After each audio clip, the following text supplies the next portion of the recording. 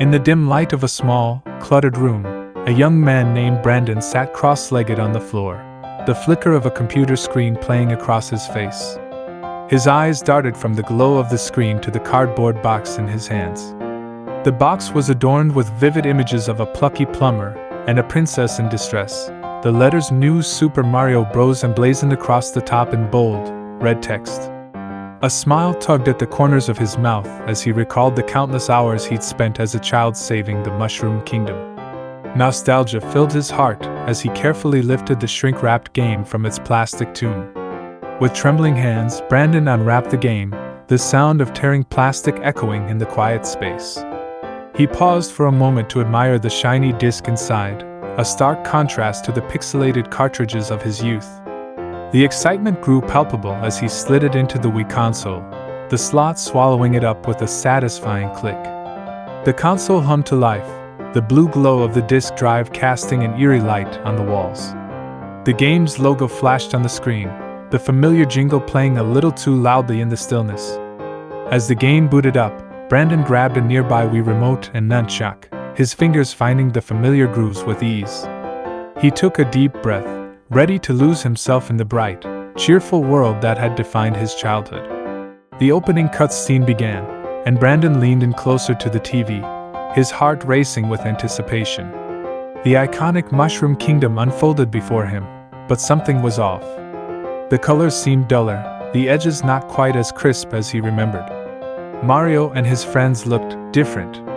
Their expressions were flatter, almost lifeless, and their eyes lacked the usual spark of mischief.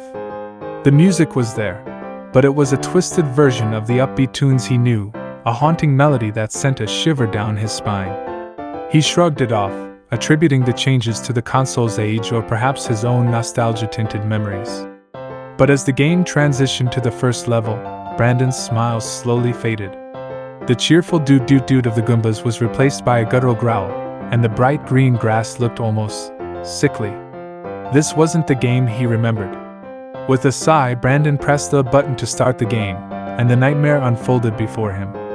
As Mario took his first few steps, the ground felt sticky beneath his feet, and the once cute Goombas looked more like rotting fungi. He steeled himself and approached one, aiming for the classic jump and stomp move. When he landed, the creature didn't just disappear in a puff of smoke, it screamed. A blood-curdling, human-like shriek filled the room, and the Goomba's body flattened with a squelch that seemed to resonate through his bones. The sound of bones snapping echoed in his ears, and the creature's eyes remained open, staring at him in silent agony. Brandon's stomach lurched, and he nearly dropped the controller. The Goomba's body remained on the screen, a twisted, lifeless mess that seemed to be crying out for mercy. He tried to ignore it, focusing on the task at hand, but every step he took brought him closer to the next enemy, each one uglier and more disturbing than the last. The once innocent game was now a macabre dance of death and despair. He couldn't shake the feeling that he was doing something wrong, that this wasn't how it was supposed to be. The game continued to unravel in this grim fashion. The mushrooms that once bestowed power now seemed to weep as he picked them up, and the coins had an oily sheen that made him feel dirty just by looking at them. The blue skies were now a murky gray, and the clouds looked like they were made of ash. Brandon's nostalgic bliss had turned into a waking horror. He played on, driven by a mix of curiosity and revulsion, his eyes glued to the screen despite the dread that grew with each passing moment. What had happened to the game of his childhood? And why couldn't he just turn it off?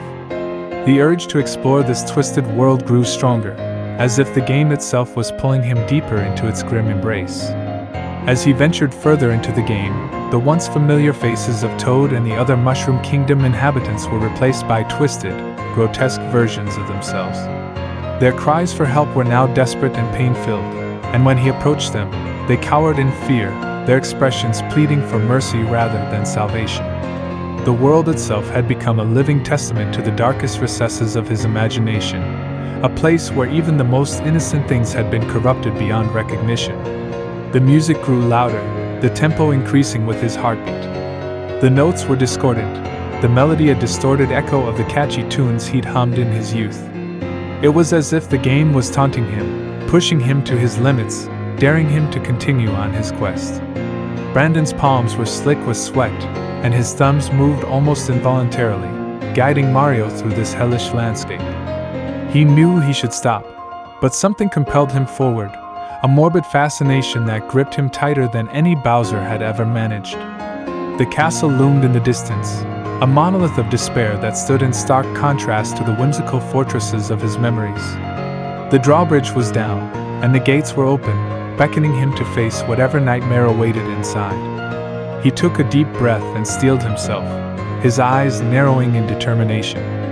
If this was what it took to save the Mushroom Kingdom, he would do it, no matter how much it haunted him. The castle interior was a maze of pain and suffering, the walls adorned with the lifeless, flattened bodies of his former foes. The air was thick with the scent of decay, and every step echoed through the desolate halls like the toll of a funeral bell. The power-ups he'd collected along the way now felt like burdens, the weight of their grisly origins weighing him down with each jump and smash. Finally, he reached the throne room, where the usually regal Peach sat on a throne made of bones, her eyes vacant and her smile forced. The sight of her, the embodiment of purity and kindness, in this hellish place was almost too much to bear. The room was bathed in a sickly green light, and the floor was sticky with something that made Brandon's skin crawl. But there was something else there too, something that didn't belong in this twisted version of his childhood game. It was a shadowy figure, lurking in the corner, watching him with a smug grin. The figure stepped into the light, revealing himself to be Bowser, but not as Brandon had ever seen him before. His eyes gleamed with malice, and his scales were as black as the void. This was a Bowser who had embraced the darkness, a king of a world that had been corrupted from the inside out. The final battle was unlike any he'd ever played before. The fireballs he threw at the monster were met with screams of pain, and every hit felt like he was striking a living creature rather than a digital enemy.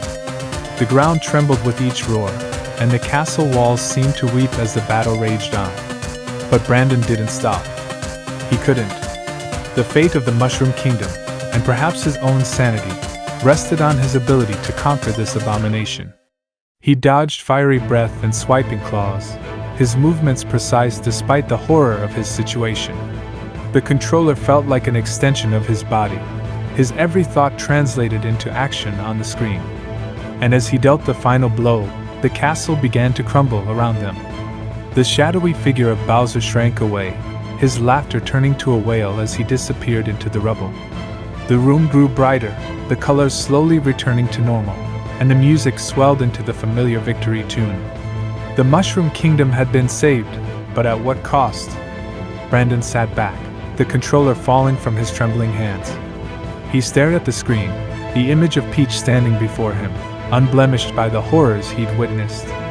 But the weight of his actions lingered in the air, a heaviness that clung to his soul like a fog. He'd killed to save her, killed creatures that had once brought him joy. And as the game faded to black, he couldn't shake the feeling that this victory was hollow. He turned off the console, the sudden silence a stark reminder of the reality around him. The room looked the same, yet it felt alien, as if the darkness from the game had seeped into the fabric of his world.